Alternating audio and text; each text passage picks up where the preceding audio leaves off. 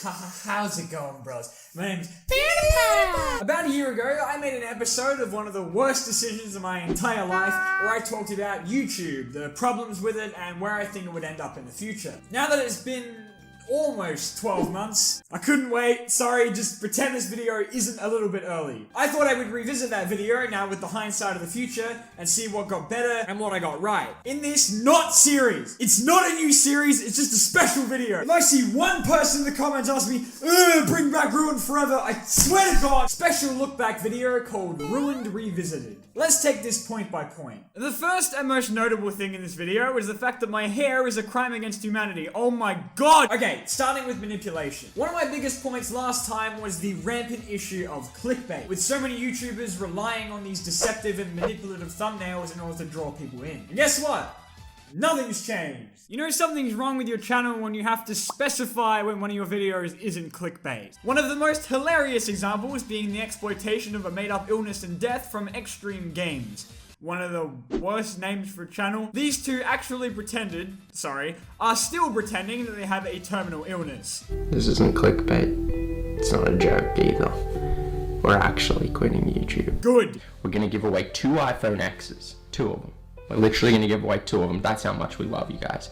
And all you gotta do is literally like this video, turn on notifications on our channel, and subscribe. And I'm using that to promote their shitty channel and their giveaway. Seriously. Guys, it's really hard for me to tell you this, but I've been fighting a brain tumor these past 6 months, and it's been really hard for everyone involved. But don't forget to enter my free iPhone giveaway, guys! So yeah, pretty unsurprisingly, clickbait hasn't gotten any better. In fact, I'd say it's even more prevalent than it was last year. I even succumbed to the dark arts recently and gave a bit of a more alluring title to one of my videos. See, by asking a question, it's more enticing to the viewer because they want to know the answer on some shit. And of course, the video did way better than any of my other stuff. For me, it's a pretty difficult moral dilemma. I don't want to treat my viewers like idiots and have to trick them into clicking onto my stuff. But it works. God damn it, why does it work? Be honest, you're more likely to click on a video that poses a question to you that you're interested in than, I guess, any of my stuff. As many of you are pretty well aware by now, but you'd be surprised how many people still haven't realized, I made some pretty big changes to my channel's content midway through the year, going from forcing myself to make utter garbage to actually putting passion and effort into video. And while I'd say that the quality of my work has drastically improved, well, it's this toss-up between making what I actually want to make and what people seem to watch. And in the second half of this year, I spent time doing the former, making content I actually cared about, and naturally, it didn't do as well as all of the rushed-out garbage that I used to make. I'll give you an example of a YouTuber who went through a similar situation as me, just on a much larger scale. Anthony Padilla of Smosh. He made the wise choice to abandon the absolute cesspool of garbage that Smosh had become in order to pursue his own channel and content. And of course, despite his content actually being pretty good, his views are doing horribly compared to these trend-hopping vampires. And so of course he's had to rely on clickbait and manipulation to stay afloat. This is a problem I think a lot of YouTubers have. Everyone hates clickbait, even some of the more serial abusers, but you have to rely on it because YouTube's become this competition of people scrambling to get the attention of viewers. You have to do this shit, otherwise your channel will completely crumble and become irrelevant. And it's why, as much as I despise seeing this garbage, I just can't fault the creator. I do blame the idiots who keep clicking on it though. Stop supporting this. And this ties into a point I make later in that video where I talk about how the site is rapidly becoming commercialized, despite how one of the best things about YouTube is the connection between genuine humans instead of a team behind the scenes. This ties a lot into demonetization. YouTube forcing content to become more PG and family friendly because we have to appease the advertisers that threaten to abandon the site at the mere thought of controversy. I touched on this last year, but the idea that anyone would blame the advertisers for YouTube's issues is completely asinine. No one was going to blame Pepsi when their ad appears in a controversial video because everyone knows that YouTube's ads are randomly distributed and personalized to the viewer. Like, come on! And yet it was them abandoning the site that caused this whole damn mess in the first place. As a result, a lot of channels have had to make their content safer and appeal more to kids, which unfortunately has resulted in a lot of them having to censor themselves. And it fucking sucks. Oh, come on! Editor's note, real quick. YouTube Rewind 2018 came out while I was working on this video, and to absolutely no one's surprise, it was complete garbage. You're marrying Bongo Cat. What? So much so that it has now become the most disliked video in YouTube history. Can we just have a round of applause for YouTube and their complete incompetence and their complete lack of knowledge about their own user base? Well done. It goes without saying that the YouTube Rewind was filled with a bunch of plastic nobodies that clearly a majority of people didn't even freaking know. I mean, I only recognize the caveman. You know something's off when YouTube Rewind stops being a celebration of YouTube and instead becomes an advertisement to investors. Let's give a shout out to all the women in the world. My next point was talking about the incredible amounts of fake drama that people created just to get people's attention. And just like clickbait, unsurprisingly, fake drama didn't go anywhere this year. Who could forget we had the legendary KSI versus Logan Paul. Whoa! Which turned out to be a scam? What? Who could have possibly seen this coming? Thankfully though, there did seem to be a lot less diss tracks this year, so I guess we'll count our blessings. The most concerning event this year for me was the whole PewDiePie versus T-Series thing. As of this video, Pewds is still winning the race, but honestly it could go at any minute. And while it's absolutely hilarious, impressive, and honestly quite heartwarming to see how many people are fighting hard to keep Felix on top, God bless you, Mr. Beast. It's still incredibly concerning that a faceless company, a foreign one at that, has almost dominated the site in less than a year. How the hell do you almost get to 80 million subscribers in such a short time? Especially with inconsistent viewers like this. It couldn't possibly be subbots, could it? Nah, it's all good, YouTube.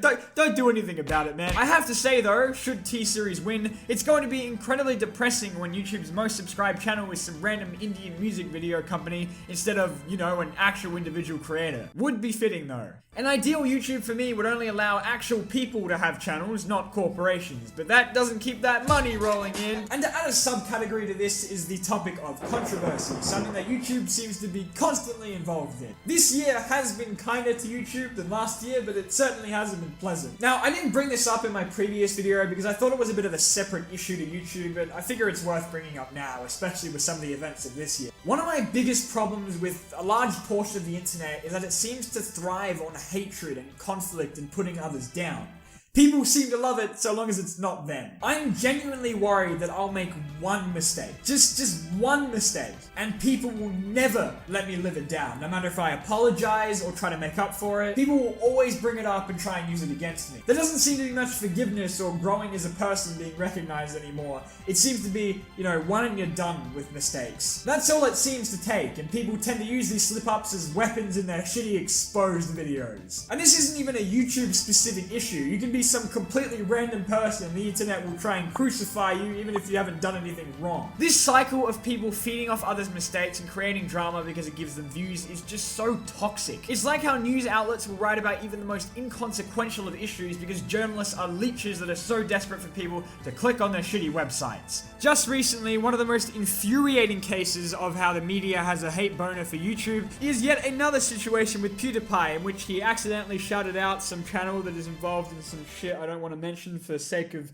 demonetization. In the video, all Felix does is just mention that he liked a couple of the guy's videos, and so all of the media immediately grab two completely unconnected things and are like, oh my god, PewDiePie is promoting hateful content again. This business model of these articles having to quickly hop on a situation and race each other to get the article out results in these really biased and falsified news articles. And yes, I won't say that PewDiePie is the most perfect human being, but to drag his name through the mud just because you want a couple of clicks it's just incredibly scummy and it's really disappointing. Now, some things actually are newsworthy, like that whole Logan Paul suicide forest thing, which ironically came out 1 week after I made my last YouTube video. God damn it, if only I'd waited. Imagine the amount of views that would have gotten. Of course, even after all the media attention, Logan got both his show and monetization back, so who cares if he breaks YouTube's policies, right? No! This is actually an interesting one because surprisingly, I've actually had much less of an issue with demonetization this year. And now watch me completely jinx it. But me saying that demonetization isn't an issue anymore just because I haven't had any problem with it would be saying that the entire site has the same experience as me, which would just be stupid. Demonetization is still a problem for many creators, in fact. I've just been lucky. It's more that people have just gotten used to it, but it's still pushing creators to make lazier and safer content rather than putting any actual effort in. I found a really good comment in my video that covers it pretty well. The demonetization thing is also another incentive for YouTubers to make the easiest, quickest to produce, lowest common denominator direct that they can shit out in an hour or so, as if there's a risk of the demonetization bot coming along, then at least it's only an hour wasted rather than several days or weeks. And yes, that is so right, but more on that later. Copyright has also been a bit more interesting this year, because unlike last year where I just pussied out and deleted every single video that got a strike because of YouTube's terrifying warning, I understand that filing fraudulent disputes may result in termination of my YouTube account. I've found that if you actually stand your ground and refute the claim and remind them that fair use is a thing that exists, they piss off pretty quickly. But it's still clear that these companies are still making attempts to unlawfully use the system and rob creators. That, or it's just a really shitty automated bot which is doing a really terrible job, which I'd like to think is the case. One of the biggest copyright scandals of this year is the music company UMG absolutely nuking the shit out of YouTubers and striking them falsely. Creator Jameski explains it really well in a tweet he did where he talks about how a bunch of creators are suffering from false claims where they get copyrighted for footage they haven't even used. YouTube's copyright system is necessary, as I discussed last year, but it's such a flawed and one-sided system that barely allows creators to defend themselves, and in this instance it's clear how helpless creators really are. An issue I have been having this year is YouTube's constantly frustrating recommended tab, which automatically decides what video of yours to show to the general audience. Does it ever show anything relevant? Nope. Does it ever show any of my new videos that I actually want people to watch? Nope.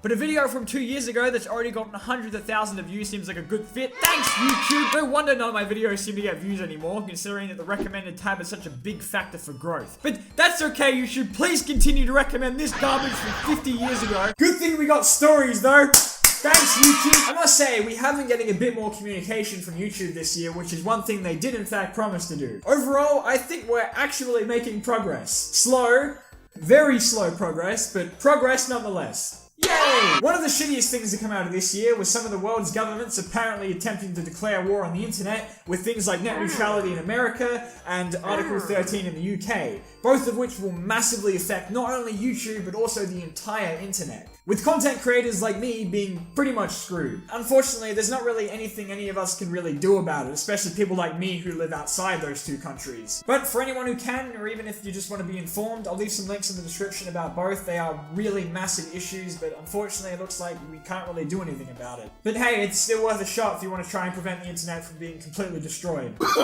No. My final point in that video was about the comment section, and oh my god, do I have a lot to say about that one. This is the part of the video where I talk about me, so if you're only here to watch me rant about YouTube drama, then you can probably leave now. So in this section of the video, I talked about how the comment section, and to an extent fans, can be really uncontrollable, and how a creator can't really dictate how their fanbase behaves. I can't say that I'm in this situation, and I am very grateful that that isn't the case.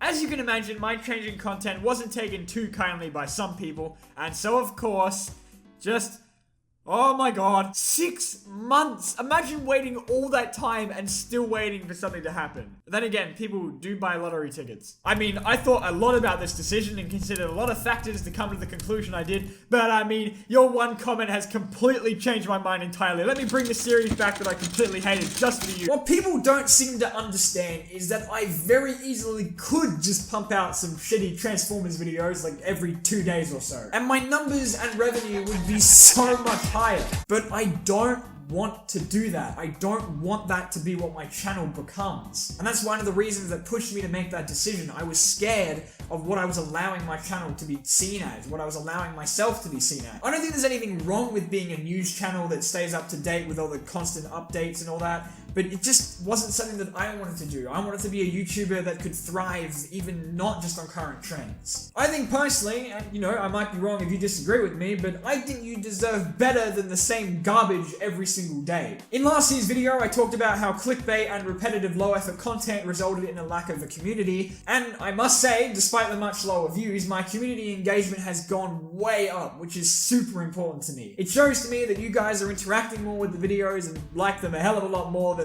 top 10 Transformers movie characters. Like I said last time, when you give people this anonymity and give them the power to say things without consequence, their cruelty and ungratefulness really starts to show. Like this if you're watching in 2018, give me validation, please! People love you and shower you with undying support, until you stop giving them the one thing that they want. What they're doing is encouraging you to put out this barren, lackluster, minimal effort garbage. And yet that garbage did well, and my newer stuff that I actually care about isn't. What is that teaching me? What's the lesson here for creators? Once again though, this is only one side of the reception I've been receiving, and if I were to pretend that all of the feedback I've been getting is negative, then I'd just be blatantly lying. The amount of support and love I've gotten from people, you guys, is just phenomenal. And to be honest, I know I'm just preaching to the choir here, because any of my subs that made it this far into the video aren't the problem here. The ones that are the ones who are clicking on this video just to ask me where top 10 hottest fembots 2 is. I know what you're doing! I hate the fact that kids comprise such a large portion of most YouTubers' audience, meaning that we have to cater to them. Now, if you're a kid watching this, hold on a sec, hear me out, okay? It's easy to rag on kids for watching and eating up this garbage, but when I was a kid, I watched garbage too. I don't hate kids most of the time, or whatever they're interested in, and it's cool, you know? Watch whatever you want. I just hate that creators have to rely on their very narrow window of interest and what's appropriate for them. Because as if anyone over the age of 10 hasn't heard fuck before. What the fuck? And as if 5-year-olds should be using the internet in the first place. Bravo parents, dump your kids in front of an iPad and then blame the site for your kid watching random shit. The problem with kids being such a large portion of the audience, especially for the more clickbaity, loud, generic bullshit, is that the creators know how easy they are to deceive and manipulate. And it's because they're so impressionable that you get so many of those creepy freaking toy channels. It's just become a competition as to who can become the loudest and most obnoxious YouTuber, to the point where some people can't even speak fucking English anymore. You basically have to sell your morals to become popular, and I can't express how much I hate that. It's degrading to label my videos some clickbaity garbage, both to me and the viewer. I don't want to treat you like that, and I don't want people to see my content like that. But at this point, there's not really much of a choice. I don't work for you, but I am at your mercy on what you're feeling like watching today, on what you're interested in what you want to watch. You guys see a new video and you click on it if you feel like it. On my end, I have to worry about a hell of a lot more than just that. I have to think about what the best time for it to come out is, what the most appealing and attractive thumbnail I can make is, what keywords to include in the title so it appears in recommended more. All of that effort gets completely ignored depending on what the viewer wants to watch. It's frustrating, but I get it. I obviously watch a lot of YouTube, and there's no way I'm going to click on every single video that comes up. But like, why bother subscribing to a channel if you're not going to actually watch any of the content they put out? Like, come on guys. I've said this before, but I'm not living off of YouTube yet. I have so much more freedom to try new things and make mistakes because I'm not relying on the site financially. So the creators that do rely on the site to survive, whenever they try something new that their audience isn't used to, they are taking a massive risk. How about instead of, you know, harassing them for not putting out the 50th toy review this week, you commend them for their bravery of actually wanting to try something different and improve their content, rather than just do the same thing over and over again. Now, I want to make it especially clear that I am trying my hardest not to generalize here. And I want to remind you all of how important it is not to judge a book by its cover, or in this case, a channel by its thumbnails. A lot of the time when I see YouTubers with these clickbaity thumbnails or videos where they just ride trends, it's easy to label them as just part of the problem on the site, but surface level, it's hard to say that a YouTuber is shitty and generic without actually having watched them, and know what they're like as a person. A lot of people are just doing what they can to survive.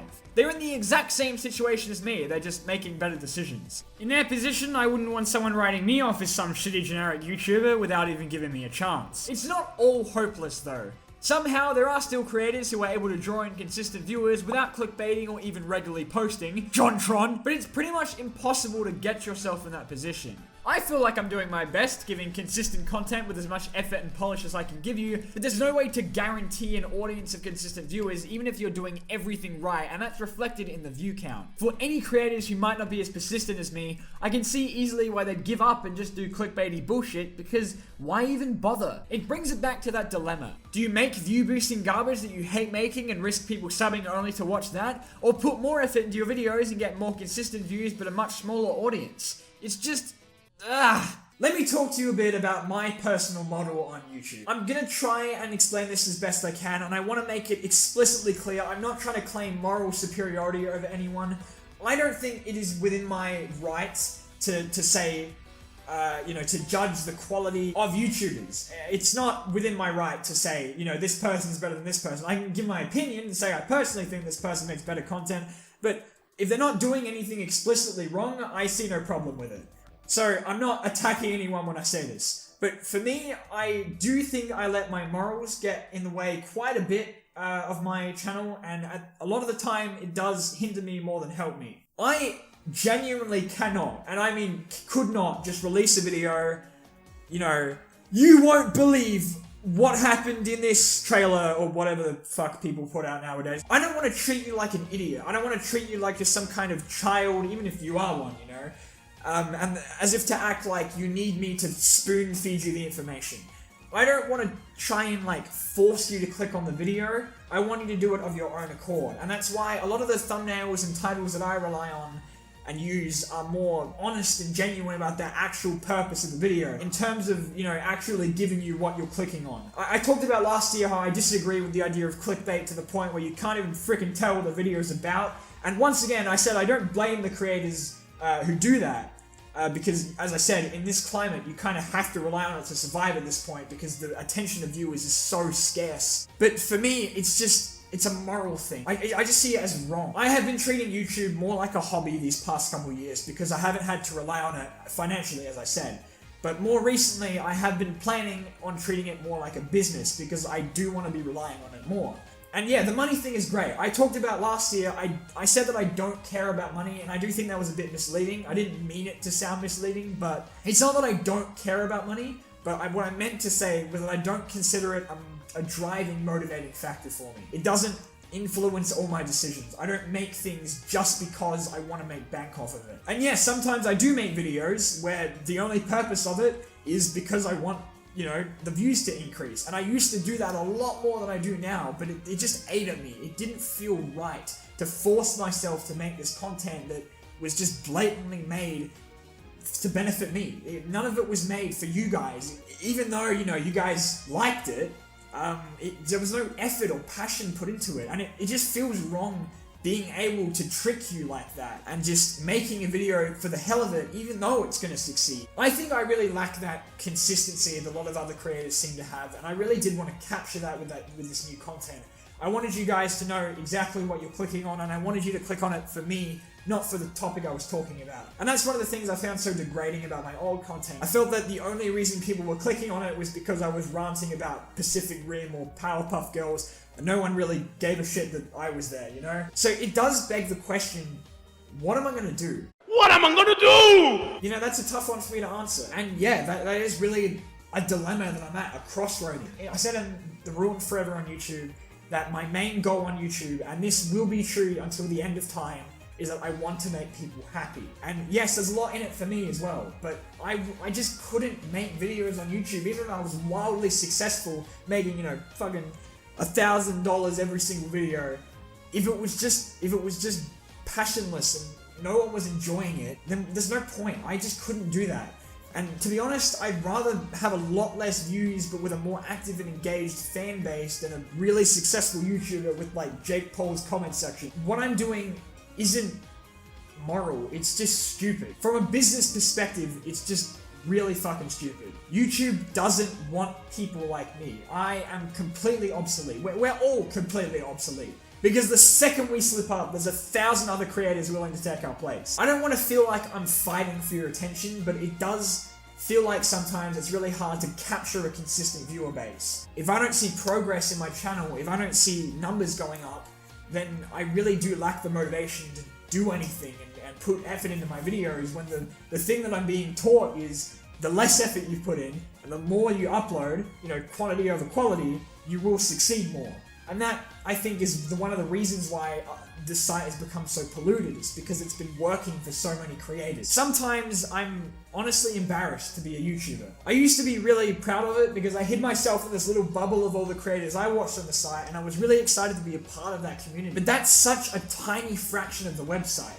The rest of it, what the general public sees, is genuinely embarrassing.